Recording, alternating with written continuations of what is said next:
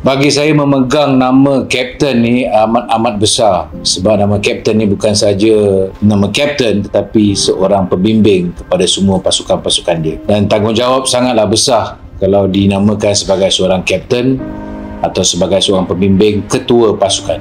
Bagi saya secara peribadi, bila membawa nama Malaysia, mengharumkan nama Malaysia, apakan lagi, itulah keutamaan saya. Dan apakan lagi juga membawa bendera Malaysia, yang di mana saya tidak akan tunduk apa saja cabaran ataupun apa saja tomahan yang diberi. Bagi saya pantang sebagai seorang kapten pasukan, ketua pasukan.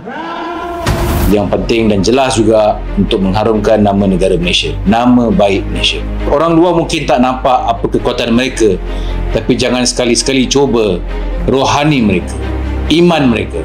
Apa yang saya boleh sampaikan bukan ukuran nama besar ataupun pangkat ataupun darjat, tapi patah orang kata kecil-kecil cili api. Janganlah kita sekali cuba. Kita tidak tahu, walaupun ia kecil dan tidak ada nama yang besar, jangan sekali-sekala untuk mencuba. Saya berbesar hati dan saya nak semua rakyat-rakyat Malaysia menyokong Wazon ini, dan agar suara saya ini sampai ke corong-corong telinga anda, bukan saja di corong-corong radio. Bab pepatah, janganlah pantang dicabar, apakan lagi mengharumkan nama baik negara Malaysia. Walaupun kita serumpun, cabar tetap cabar. Perbezaan dia hype dan juga bendera, semangatnya berbeza.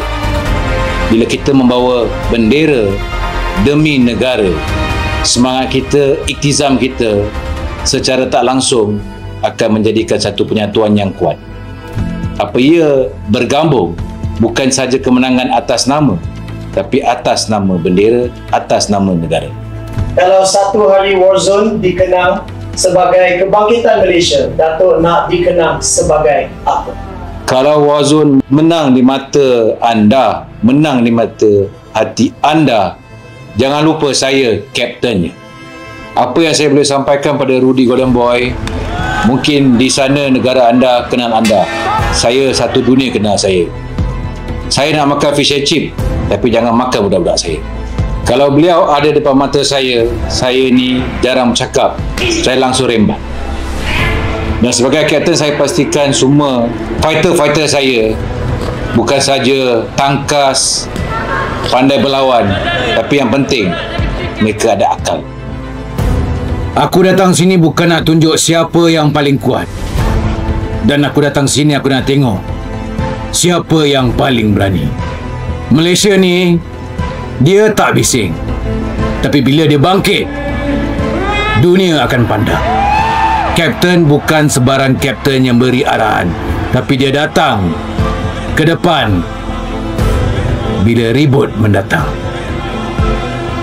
Dan hari ini aku nak tunjuk siapa fighter aku, untuk bendera aku, untuk negara aku. Warzone, Malaysia tak pernah gentar.